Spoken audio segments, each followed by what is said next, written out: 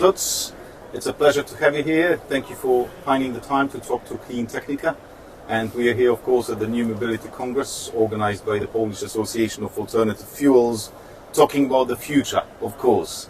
And will the future be ours? I mean, the e-mobility funds.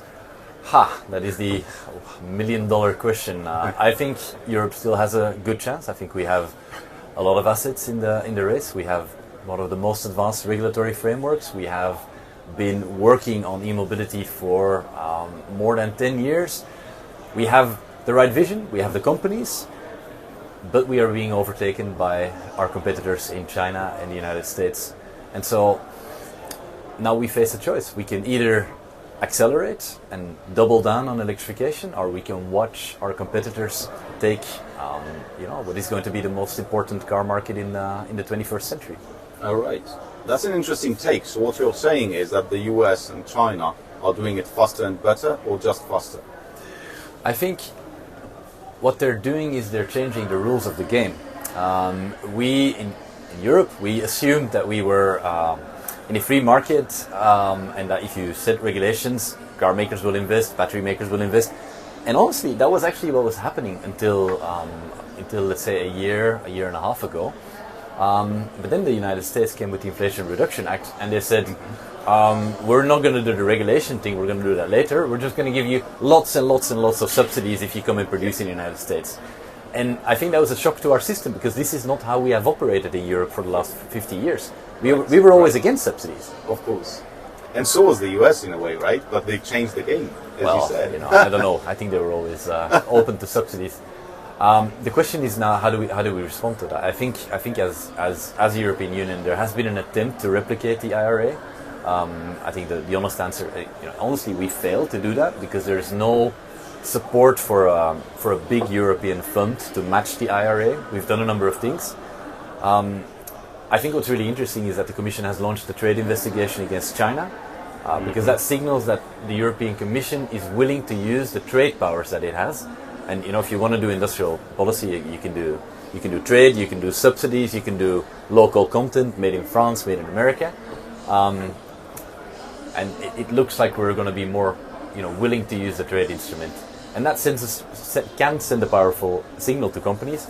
If you're planning to go and produce in Mexico or in China and export to Europe, that is not a viable business model, right? And that's the message we need to send. Okay, makes sense. But you mentioned the legal framework that we are building in Europe, and take the ban of registrations of combustion engines in 2035. Yeah. And the thing I hear all the time, and I'd like to respond to it, is that it's totally unreasonable, unrealistic, and we are shooting ourselves in the foot because the rest of the world doesn't care, it's only Europe. Do you hear it ever? I do hear that mostly from people that are in the business of making engines or biofuels. Okay. I think 2035 is the best thing we have done in a long time when it comes to automotive policy, because we have given the entire automotive system, be it the suppliers or the car makers or the charging manufacturers, everybody has a very clear vision on what the future is going to look like. We have time to prepare for it, and we are no longer trying to figure out what the future might look like. We have a clear path. And I think if there's, if the whole situation, with the Inflation Reduction Act and with China, if it proves one thing, it is that electric vehicles are the future. So either you compete in that sector or you're dead. Right. That makes sense. I think what the US has done will push us forward more than anything else, because we have no other choice today. Exactly, we don't have a choice. Exactly. And so the people that say, oh, we can just stay with combustion engines, we can run them on e-fuels, well, if you want Europe to become like the car museum of the world, then that's yeah, a great strategy. Yeah. Yeah. Right. Yeah. Oh, I can hear you're a great fan of e-fuels. Good. There are two of us. Yes. Yes. E-fools. Okay. So another thing, Afir. So the push to develop or roll out more charging infrastructure. It imposes very strict quotas in countries, areas, tent routes. But then, are we prepared with the regulations? That's what I'm hearing from all the charging operators. We don't need any more. We have money, but we don't have the right regulations to do it fast. Is that the main barrier within countries? Look, I cannot evaluate the Polish situation in detail. What I've seen is that the number of fast chargers in Europe has doubled in the last year. Mm-hmm. And just anecdotally, if you travel in Western Europe, in places like France, it's a world of difference. You have 10 good fast chargers at every big motorway stop. I think there's no reason why you couldn't replicate that in places like Spain or in Poland or in other countries. I think the most important thing is to have lots of vehicles on the road. True. And I think that is where, I hear people say, yes, the charging situation in Poland is not great, but let's face it, the number of registered electric cars is very low. Still, yes. It is still very low, and that is because, maybe that's something we can talk about next. That is because the new car market is all company cars, and the take-up of electric cars in the Polish company car market is too slow. Okay, your website exactly calls it low-hanging fruit, the corporate fleets. Yeah. So how to encourage them, or maybe coax them, or maybe force them to take up electric vehicles? Because what I'm again hearing from the business is like, yeah, it's fun, but it's not for the businesses, because the financing is wrong, everything is wrong. The residual value is wrong. Like, it's things that they keep repeating, but they're not doing it seriously. Well, I don't think that's accurate. If you look at what the United Kingdom has done, if you look at what the Netherlands has been doing for a very long time, if you look at what Belgium has recently done, the company car market is very, very responsive to changes. It can shift gear very quickly. And I think the key thing is to change the tax rules surrounding company cars. The company car market is a tax market. It is correct. In many ways. It's a tax benefit that you're allowed to drive a vehicle, with very low taxes. If that would be salary, you would pay much higher taxes, and so you need to pay benefit-in-kind taxes. Those taxes are often very low. So this is a market that enjoys quite generous support from the state, I would say. And this is not just true in Poland; it's all over Europe. Now, I would say that in exchange for these very favorable tax regimes, the least we can ask is that we stop putting petrol and diesel cars on the roads.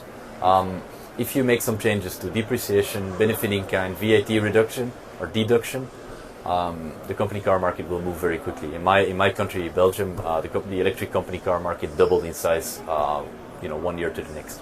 Oh wow! Okay. And that's because they changed the tax system. Okay, so that's what's necessary. And of course, people the system a little bit. Exactly, you need to change the system. Yes, individual people might be reluctant to change, and fleet managers might be reluctant to change. But the reality is that electric cars are great cars. Yes. And so there is absolutely no reason why people that are self-employed or working for a company, I hear AstraZeneca is leading by example in Poland, like if they can electrify a fleet of 1,000 cars, I'm sure other people can do it as well. Yes. InPost is another example. They've electrified their fleet of courier services, and it's moving forward. So I think the recent figure is 12% of the fleet is electric today. So that's pretty massive. So there is hope. There's a lot of hope. I think there's also something around, the stories we tell each other. Car people can be quite conservative. We love our petrol cars, we love our diesel cars, and we find it very hard to imagine that something different might be as good. The reality is that most people that go electric don't want to go back. So right. I'm very hopeful, actually. So am I. Yeah. I've been an optimist for the last 10 years. So I remember celebrating the first Renault Zoe.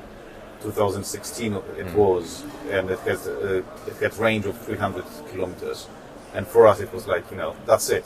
That's it. That's a game changer, right? Yeah. I mean, we will rock the market. That was, what, 7 years ago? Yeah. And today I'm hearing the same. You know, back then I heard, okay, if they have a range of 500 kilometers, I will think about it. Today they have a range of 500, 600 kilometers, and the same friends of mine say, maybe 900. Okay, Exactly. because I can do 900 on my diesel. So okay, we still need to push a little bit. Yeah, but exactly. And how often do your friends drive 900 kilometers in a row? You know, in a row without of course, stopping on a daily once? basis. Of course. Exactly. Yeah. Well, it's I definitely don't need to be encouraged myself, but it's good to see that the push on a European level is in the right direction. And that's what I want to see and convince people. Yeah. This is exactly what you said. It continues to be very strong. We need to stay competitive And globally. it's not just 2035. I mean, this is the dot on the horizon. But 2025, you have targets in 2025, you have targets in 2030, and you have countries like France and like Germany that are trying to go fast on this. So, Okay. you know, the direction is very clear. Do we have any tools to punish the ones who don't?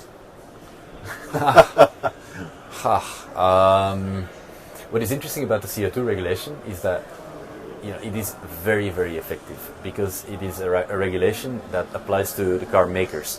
Yes. Meaning that if you don't comply, you have to pay a fine, and it's automatic. Right. There's no discussion with the member states. It's not political. It's just automatic. Comply, or you will be fined. Mm-hmm. Okay. So I'm happy to hear that, and I hope that we will compete with the US, and most of our viewers will be from the US.